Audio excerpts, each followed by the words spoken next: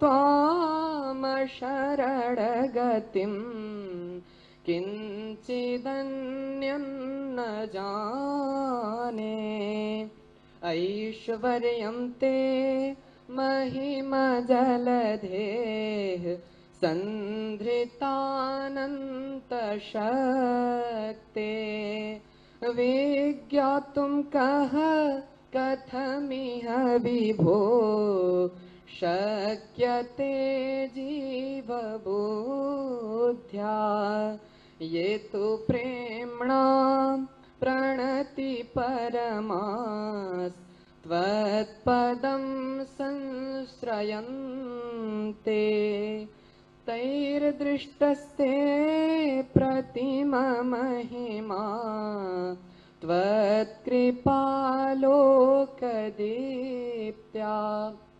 शान्तं दान्तं समदृशियुतं मौनवन्तं निरीहं। स्वात्मक्रीडं निजसुखभुजं सौम्यगम्भीरमूर्तिं। शक्त्याधारं परमकरुणं जीवकल्याणदीक्षं। वन्दे देवं भव।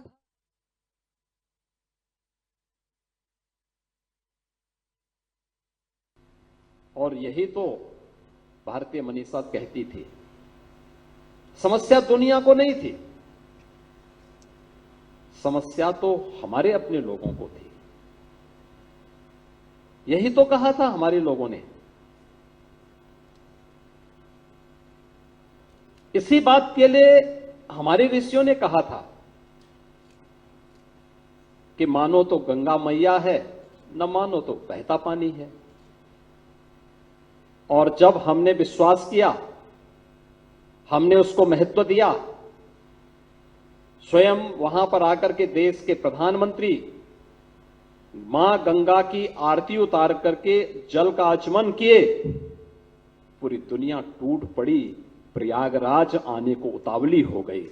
66 करोड़ से अधिक श्रद्धालु प्रयागराज में आकर के मां गंगा में स्नान भी करता है और आचमन भी करता है। और यही भारत की अध्यात्म की ताकत है। यह अध्यात्म की ताकत भौतिक जगत के बंधनों से बंध नहीं सकती है। भारत की ऋषि परंपरा ने चेतना के अपने उस विस्तार के माध्यम से यही विस्तार उसे दिया है और यह भारत की सही पहचान है। यह कहना कि भारत के परंपरा ने टेक्नोलॉजी पर विश्वास नहीं किया, ध्यान नहीं दिया, मुझे लगता है कि यह अपने को आंकने में हो रही कमी है।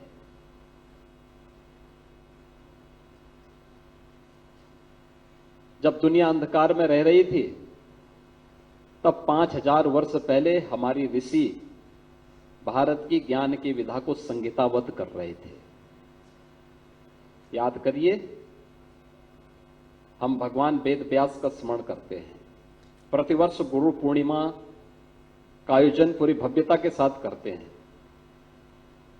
हमने कृष्ण द्वैपायन व्यास को गुरुओं का भी गुरु क्यों बनाया? क्योंकि उन्होंने उस विशिष्ट विधा के माध्यम से भारत की ज्ञान परंपरा को लिपिबद्ध करके आने वाली पीढ़ी के लिए भी इतने विस्तृत रूप में प्रस्तुत कर दिया जो कार्य कभी नहीं हो पाया था।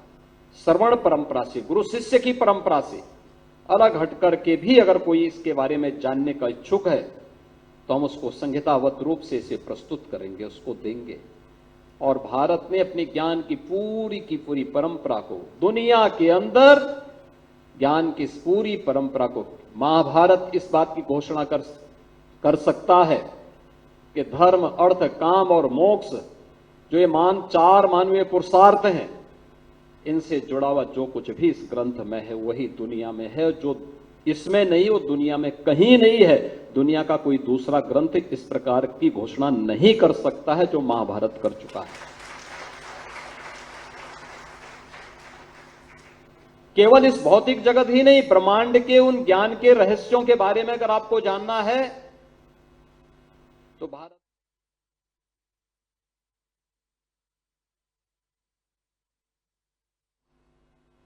समस्या दुनिया को नहीं थी, समस्या हमारे में थी, जो हम लोगों ने इनसे अपने को दूर कर लिया